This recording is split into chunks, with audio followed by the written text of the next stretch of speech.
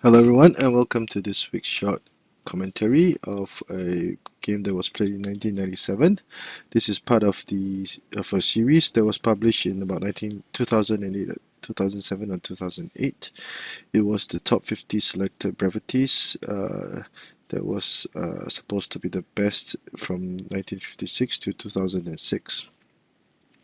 This is board number 29. The series ran in the periodical Qiyi. Now this match was Red was Grandmaster Xu Yinchuan, Black was Grandmaster Tao Hanming. I've enclosed a short URL to some simple biographies that I have written for two of them. Now the match was the Chinese National Team Championships, and it was played on the 8th of May in 1997. Without further ado, let us go and see what went on. Red, Grandmaster Xu Yinchuan, central cannon, and instead of developing his right chariot, he decided to go for a more balanced option with the 7th file horse by developing the 7th pawn first.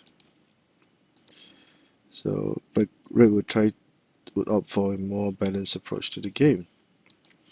Black would go for the screen horse defense, and finally Red would play R1 plus 1. Now, all this is considered to be orthodox. This opening system is rather theoretically slower paced. Now, at this point in time, Black will play either the E3 plus 5 or the right elephant variation, or the E7 plus 5 for the left elephant variation. Now, this is a very complicated opening position, and there were some variations that were given in the book, in the magazine, which I shan't go over, or the video will take too long. Now, at this point in time, Grandmaster Xu Yinchuan played a novelty, or rather, not a novelty, sorry, a less commonly seen move with C8 plus 9 equals to 9 for the 5-9 cannons.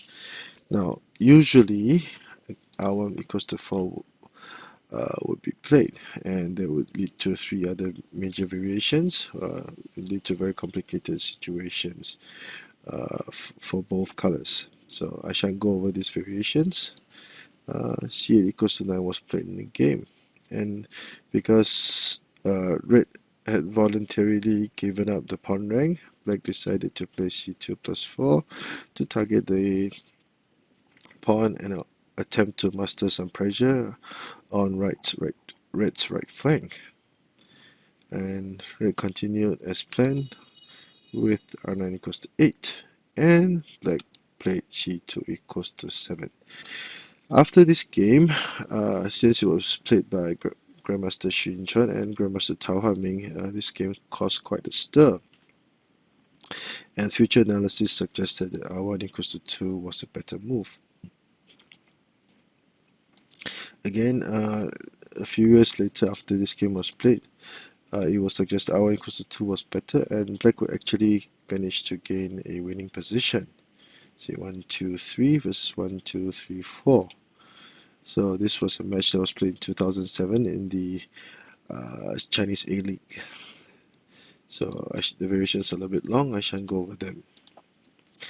So after C2 equals to 7, Red will play E3 plus 1 to prevent capture of the elephant by the cannon, and also to prevent or discourage the pawn from crossing the river. And at this point in time, Black continued with A4 plus 5. Now this is still an okay move. The Red will still have a slight advantage, but it will be the first move advantage in this game. In the magazine, B7 plus 1 was advocated.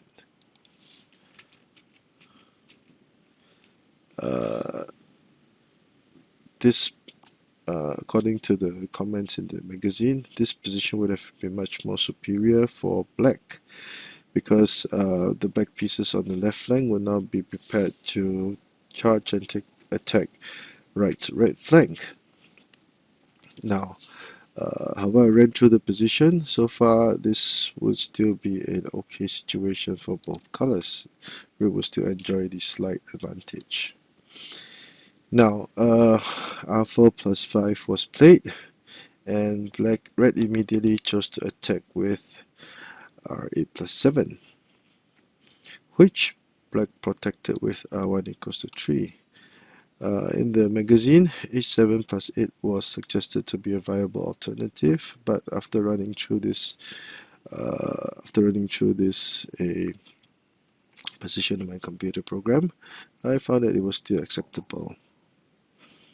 Now, at this point in time, red decided to play something very interesting. He decided to gamble on a flank attack with c9 plus 4.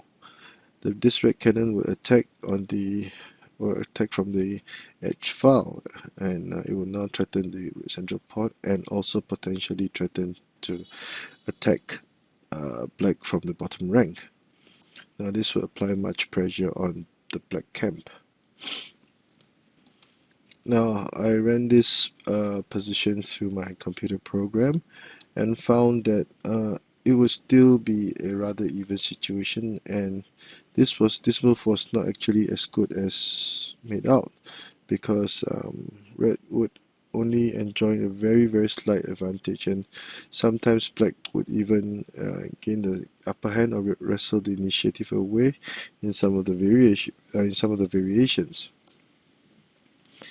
But unfortunately, black made a very questionable move of p7 plus 1. The computer analysis suggested p3 plus 1. I'll show a variation that was suggested. This would be level 30 from my computer program, and as you can see, p3 plus 1 was suggested, and black cannon would prevent further development of the chariot, and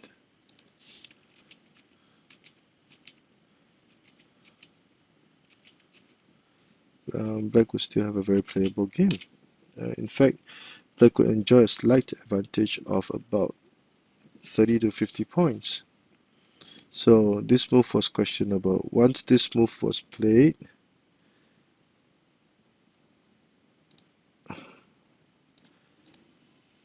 red would immediately gain an increase in advantage of about 80 to 100 points. So the pawn must be captured, and at this point in time, black decided to develop his chariot by moving his cannon to the edge file. Now this was another questionable move. In the magazine, black was the possibility of c8 plus 7 was analyzed, which was deemed not to be satisfactory. However, my computer program still suggested p3 plus 1 as a viable alternative for black. It would still be a rather even game, with red having a minuscule advantage of less than 50 points. So I'll just pull up one of the variations that was suggested by my computer. As can be seen, p3 plus 1 was still advocated.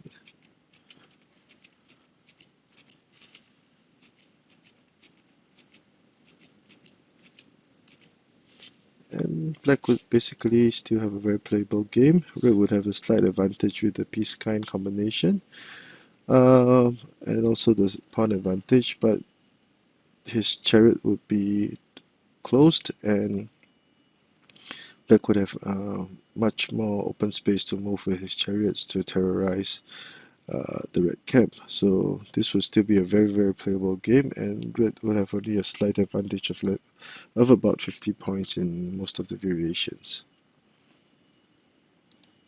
So back to the game, c8 equals to 9 can be said to have marked the start of black's demise.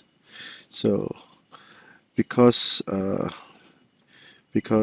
black did not move the horse, and neither did he play p3 plus 1, red would now charge his horse for attack. And by this time, because the red horse would now be able to cross the river, as there was no chariot at the riverbank to prevent it from doing so. Once the red horse would cross the river and capture this pawn, red would now have further concentrated more material, preparing to attack black's rather weak flank at this point in time. And red would now have amassed an advantage of almost 300 points, of about 300 points, sorry. RA plus 4 was played, and red continued to charge his horse across the river. And at this point in time, black made another very questionable move with R equals to 7. Now the main idea was to threaten the elephant, but this was any attack that could be orchestrated by black would simply be much slower than any potential attacks that could be generated by red. In the book, c7 equals to 1 was suggested. However, after running the position through my computer, it was suggested that perhaps a better move would have been h7 plus 6, whereby black would move his horse to the riverbank, where the cannon could now protect the black horse and thus slightly alleviate any pressure that red was applying on this flank. And red chose to make a very nice move with c5 equals to 9 to link the cannons up on the edge file. Now it was very obvious that red was prepared to storm the flank now. This was another question. c5 equals to 9 was a nice move, but black continued with c7 equals to 1, which was another questionable move. And because of this move, red's advantage would jump immediately to almost 900 points, or about 900 points in most variations. So the computer analysis suggested that h7 plus 6 was to be played, whereby black could try to move the horse over here for defense and also try to threaten red with some attack. But basically at this point in time, red's 900 point advantage was simply too overwhelming for black to overcome. So it would be basically red's show from here on. So red would start to deliver a check, forcing the black horse back. So this would be a Royal Skewer, because the cannon would now be skewering the chariot and the horse and the king on the same file. This would be a very, very, very big advantage to red.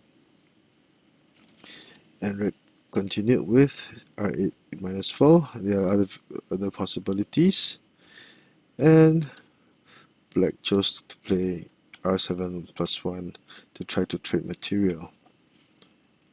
It would not be a good idea to play c1 minus 1, because red would now be prepared to go for the elbow horse checkmate.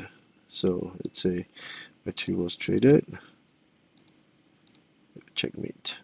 So the only way to defend would be to retreat the cannon, but at this point in time we can see that red will be in all sorts of trouble. So c1 minus 1 or moving the cannon away would not be the option, and red would be forced to try to trade material, which red gladly accepted. And here on, red will still go for the elbow horse, forcing the black cannon to defend. And red would continue with r9 equals to 8, whereby the cannons would now still be linked, and red would have the option of playing h9 plus 8. Red would further concentrate more material, and black would try to defend by retreating his horse to guard the elbow horse, but it was basically too late. Red would attempt a stick attack, hoping to go for the pale corner horse checkmate, but of course red would have none of it. A check to capture the chariot. Red would now have an overwhelming material advantage, and at this point red played r minus equals to 7, and this would force this would force the horse away, and in the match, black made a mistake with h3 plus 4, which red deftly protected with h7 r7 equals to 6 to block the pale corner horse attack. And it was at this point that black felt that he had enough and decided to resign, because black would now lose more material. If the chariot moved away, which was under attack from the red cannon, black would lose the horse. So by this time, red would have amassed an advantage of over 1,500 points, or nearly almost 1,600 points in some variations. So at this point in time, let me show you a variation from the computer.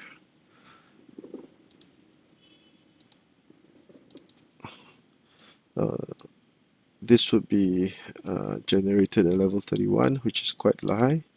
So this can be seen if red would check, and basically it will be red's 1, 2, 3, 2 chariots, 1 cannon versus black's 1 chariot, cannon, and a horse. And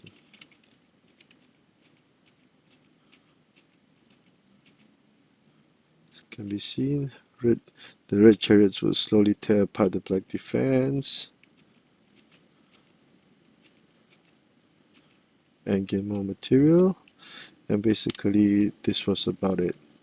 So unless red made huge blunders, it would be impossible for red to lose. So this is why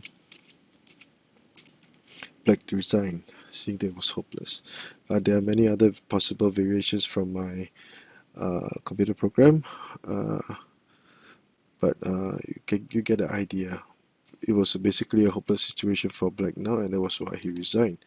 And this match caused quite an uproar, and this Grandmaster Xu Yinchuan's C8 equals to 9 variation came under much scrutiny. So I hope you've enjoyed this short video, and if you like the work that I'm doing, please subscribe to my channel. Thank you.